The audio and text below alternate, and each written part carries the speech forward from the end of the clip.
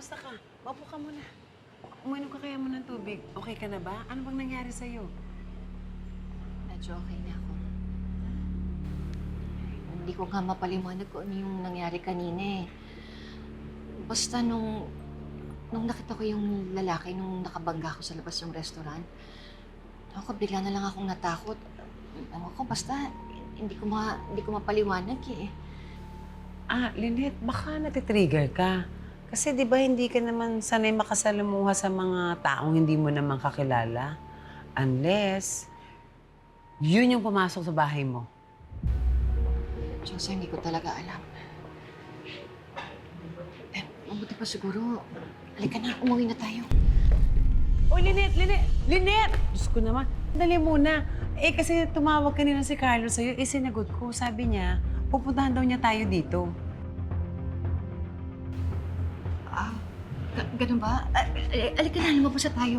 Lynette, you're experiencing this dahil sa trauma na nangyari sa'yo. Mahirap, pero I'm sure you can overcome it.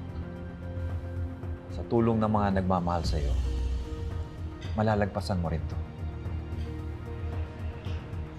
Diyos, halika na. Halika na.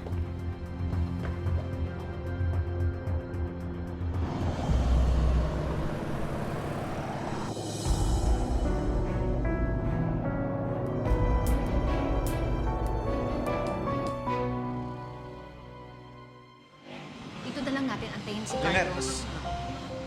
Lynette! Sandali. Huwag mo akong hawakan! Pwede ba bumalik ka na lang doon sa loob? Pabayaan mo na ako, iwan mo na kami dito sa labas. I just want to make sure that you're okay. Okay ako! Pwede ba?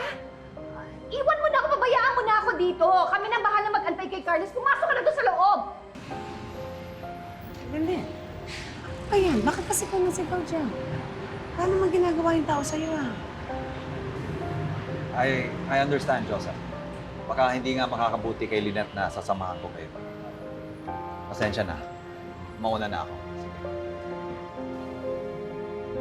Lynette, naiintindihan ko na natatakot ka kay Doc Carlos na maabutan si Doc RJ. Pero naman, hindi mo naman dapat ginanon yung tao. Kung makasigaw ka, wagas, di ba tinulungan ka nga? Concern nga sa'yo, di ba? Huwag mo naman tatuhin ng gano'n. Nagmamalasakit yung tao sa'yo. Doktor yun, oh.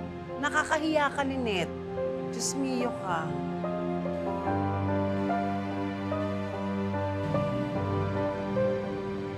Diyos,